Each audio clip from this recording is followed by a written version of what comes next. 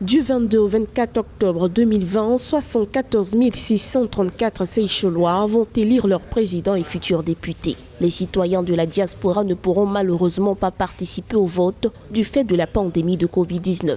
3 candidats sont en course pour la magistrature suprême. Parmi eux, le président sortant Danny Faure, qui brigue son second mandat.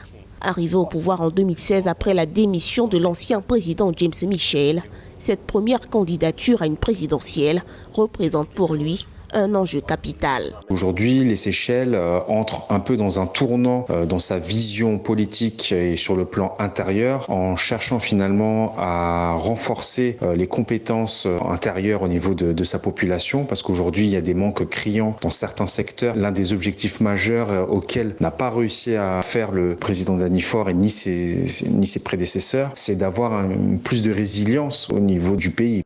S'il met en avant son programme de construction de logements pour espérer conquérir la majorité de l'électorat, le pari est-il gagné d'avance pour le chef de l'État sortant?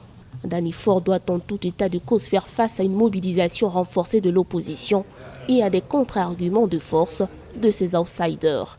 Rappelons que la Alliance démocratique seychelloise, coalition de l'opposition dirigée par Wavel Ramkalawan, redoutable opposant, est majoritaire au Parlement. C'était une première. Selon les pronostics, le score risque d'être serré. La campagne s'est fortement déroulée au niveau viral et sur les réseaux sociaux. Et ce qui se dit, c'est que l'opposition était un peu plus présente que le parti présidentiel.